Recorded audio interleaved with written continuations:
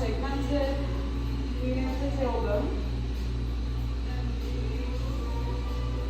Making sure that they don't collapse in the shoulder girdle, even in extension, they're still pressing away from that black pad, not collapsing. Then once they're in flexion, they're going to do a circular cat and cow. From flexion, do your tail wag, go into extension, tail wag, look towards the hip that you pulled up, flexion. And they'll do 3 each direction, nice and slow. I guess we could precede this with tail wag so they actually know what I'm talking about. Most of them know tail wag. Reverse. Think about every vertebra getting more space between it and the next.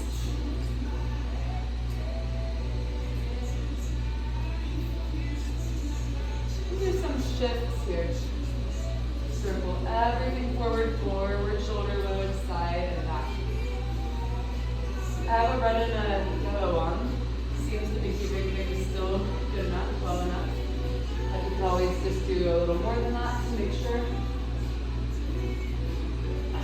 Feels really good.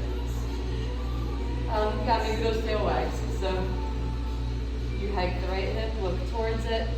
So we're doing some neck rotation and spinal mobility, little hip mobility. Look towards the right. Now bring the left hip towards the left lower wrist.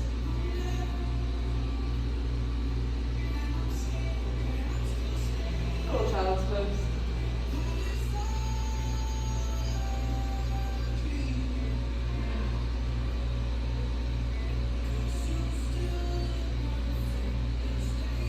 Alright, now I'm just on a yellow spring.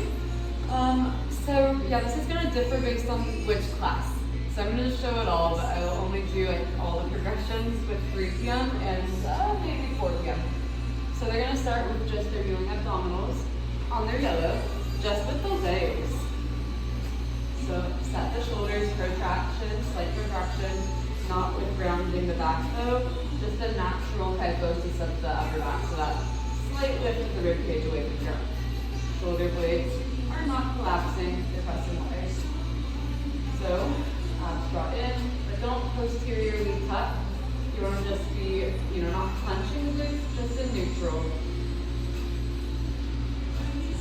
But not anterior tilt. So if they need to go excessively into posterior tilt, that's better than arching the back and having them be in pain.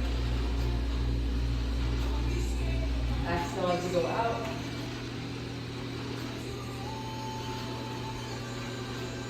You want tension in those glutes without just doing that posterior tilt.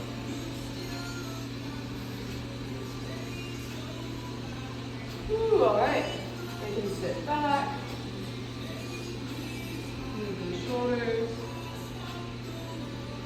Move the wrists, whatever they need.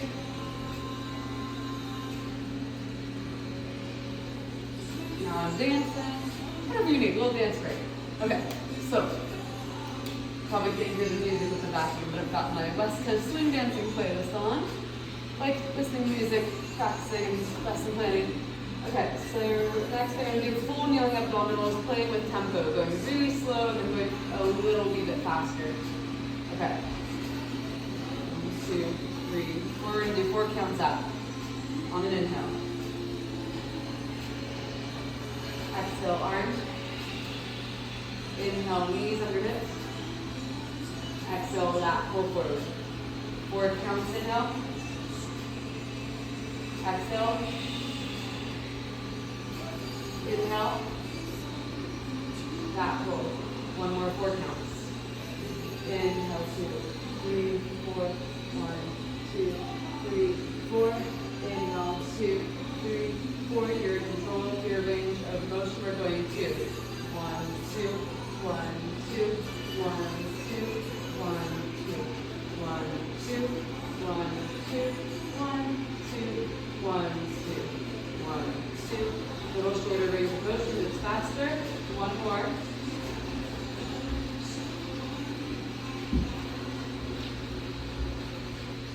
Woo.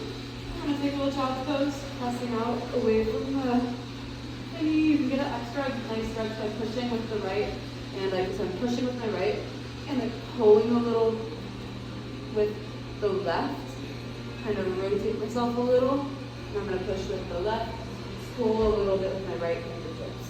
Get a nice stretch into that. Do it one more on each side. Push and pull.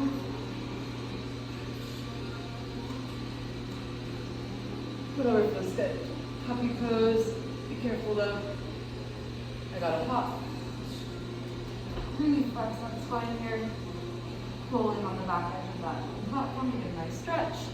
Woo, warm. So the other stuff I wanted to review after they shake their wrists out a wee bit was holding the spiky ball. And it's just so they can squeeze something. Like I don't want, I mean they could use the fat ball too if they want. But I don't want a weight. I just want them to squeeze something to create a little tension in their forearm and their biceps so they're not locking out their joint. And so there's something that they can have as imagery in relation to the ground or the ceiling for the shoulder rotations. So they're gonna start nice and wide, especially in the easier classes. Carriage is in, and the easier class add a spring so they're not moving. Then they're gonna take the ball, I'm just gonna demonstrate it on this side to this side. What am I saying? Press away from the platform. Their feet are just on the outskirts of the blocks. Nice, wide, very stable base. Wrist, elbow, shoulder aligned. Pressing down through the knuckles, spreading your fingers. Okay, so for them, they're just going to do the shoulder mobility here. Hugging the feet in towards those blocks to get more stability. Ball is down. Gently squeeze that ball. Don't lock out the elbow. And you can have a straight arm, but just make sure you're creating some tension. You have a micro bend of the elbow. You're creating some tension in the arm by squeezing it, squeezing the ball. Ball is down for external rotation. I know you could go deeper by having the palm towards you. You're welcome to do that if you want. You go out to a T.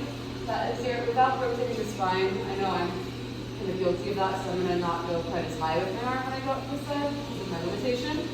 Then you rotate ball. Try to get the ball towards the ceiling. I'm a little failing on this side. That you're trying to spin that arm internally. Keep spinning it deeper internal rotation. So you're getting that ball to the ceiling or even further into the internal rotation, top of your hip. Go out to the side. Don't lose that stability in the stable left arm. Switch at T, come back. So here, that's your transition, internal, external, fight for even more. So they're going to do that as the first version on each side. Let me do just one on the other side. Protractions, they're stable on one side and on the other. So mobilizing and squeezing the ball. But it's a lot of work. Try not to let your spine rotate. Gradually go from external. You switch more at T to internal T spiral when you go to your hip. At T, spiral to external rotation. Ball is towards the ground or towards you. For the more advanced class, they're going to go back to that yellow and it's going to get whacked. Okay, so here's what's going to happen. I am going to do a few things. Okay, so first, they're in this knee forward position. They're going to press the carriage out once they feel nice and stable, pressing away from that foot pad.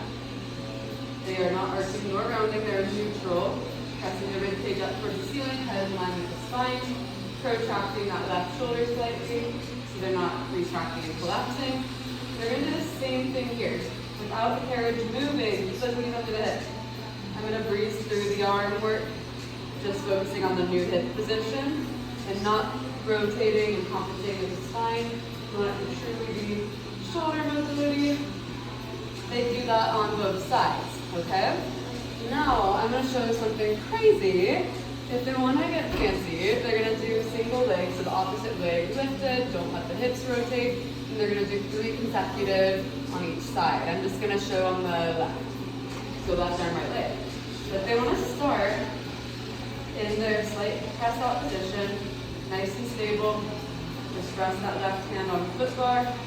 As they slowly make sure that they feel ready, they'll go back over the shoulder block. Make sure the carriage is not going to move. Then they lift the leg. Make sure they look at themselves when the hips are level. They're not rotating. That left leg is going to move. Then they hold it. And they go into their movement. Breathing, pressing away from that flat pad, not collapsing. They'll do 3. And if it's back. Do not shift too much to the standing hip. Keep your weight between the right arm, left leg. Ooh, my quickies. One more sit back. Ooh, okay. And that is that.